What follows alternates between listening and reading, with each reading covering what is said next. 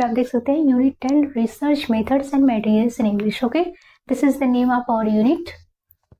इसमें आज हमें आगे कंटिन्यू करना है रिसर्च प्रोसेस से। Okay, research process, materials of research, tools of research. Okay, इन टॉपिक्स को हम स्टडी करेंगे थोड़ा थोड़ा। तो सबसे पहले स्टार्टिंग करते हैं रिसर्च प्रोसेस से। Okay, research process, research process में क्या इन्वॉल्व होता है? रिसर्च प्रोसेस में प्रोसेस जो इन्वॉल्व होता है, जो एक रिसर्चर होता है उसका कोई गोल होता है, जिस गोल को उस तक पहुंचना होता है, उसका कोई टॉपिक होता है, कोई प्रॉब्लम होता है, तो उस तक उसको उस गोल तक उसको रीच करना होता है, पहुंचना होता है। ओके, इसमें क्या क्या प्रोसेस होते हैं? तो देखिए, selection of research process problem, या आप इसको टॉपिक भी बोल सकते हैं।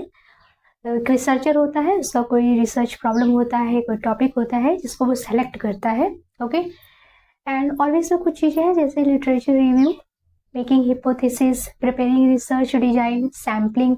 सैम्पलिंग में 2 टाइप्स के हैं, जैसे कि प्रोबेबिलिटी सैम्पलिंग और नॉन प्रोबेबिलिटी सैम्पलिंग। देन इसमें डाटा कलेक्शन है, डाटा एनालिसिस है, हाइपोथेसिस टेस्टिंग है, और इसके साथ ही रिपोर्ट प्रिपरेशन है। ये सारी चीज़ें हैं जिसे हमें रिसर्च प्रोसेस वाले टॉपिक्स में स्टडी करने होते हैं डिटेल्स में। ओके, यहाँ आप इंट्रोडक्शन कर लीजिए पहले।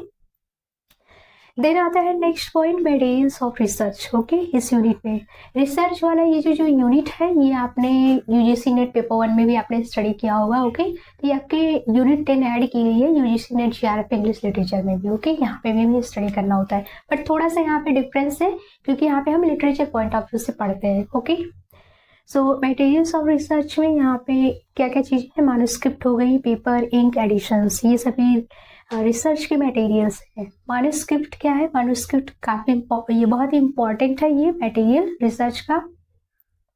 मैन्युस्क्रिप्ट एक वर्क है जिसमें जो कोई ऑथर होता है, कोई ऑथर है, वो अपने पब्लिशर को, एडिटर को वो पब्लिकेशन के लिए देता है उस मैन्युस्क्रिप्ट को। ओके, तो इम्पॉर्टेंट है। देन आता है आपका पेपर। पेपर इम्पॉर्टेंट है।